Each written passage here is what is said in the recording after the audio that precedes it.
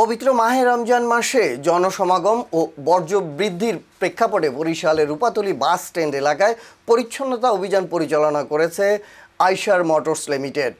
রোববার 1 মার্চ এই কার্যক্রম পরিচালনা করা হয়। পরিচ্ছন্নতার সাথে ইমানের পথে স্লোগানে আয়োজিত এই কার্যক্রমটি প্রতিষ্ঠানটির রমজান ভিত্তিক নাগরিক সম্পৃক্ততার উদ্যোগ নেকিকা সফরের অংশ। আয়োজকরা জানান, রমজান মাসে বাজার, বাস টার্মিনাল ও অন্যান্য জনসমাগম স্থলে মানুষের উপস্থিতি বেড়ে যাওয়ায় বর্জ্য ও ময়লা আবর্জনার পরিমাণও বৃদ্ধি পায়। ফলে স্বাস্থ্য ঝুঁকি ও পরিবেশগত সমস্যার আশঙ্কা তৈরি হয়। এ বাস্তবতা বিবেচনায় নিয়েই উদ্যোগটি নেওয়া হয়েছে। অভিযানে অংশ নেওয়া স্বেচ্ছাসেবীরা বাস স্ট্যান্ডের গুরুত্বপূর্ণ এলাকাগুলো পরিষ্কার পরিচ্ছন্ন করেন। প্লাস্টিক ও অন্যান্য বর্জ্য নির্দিষ্ট স্থানে ফেলতে উদ্বুদ্ধ করা হয়।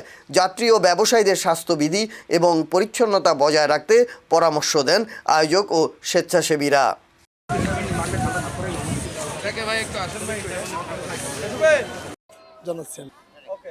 আসসালামু আলাইকুম। পরিষ্কার পরিচ্ছন্নতা ইমানের অঙ্গ।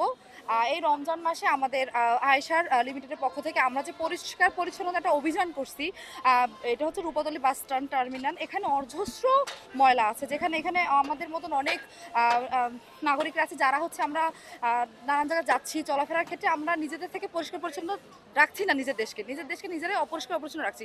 এখানে কাজ করতেছে আইসের কোম্পানি, আমরা তাদেরকে ধন্যবাদ জানাই। এবং এই যে পরিষ্কার পরিচ্ছন্নতা, এটার জন্য আমরা বাস স্ট্যান্ডের পক্ষ থেকে, বাস শ্রমিক এবং বাস মালিকের গ্রুপ পক্ষ থেকে আমরা তাদেরকে অভিনন্দন জানাই।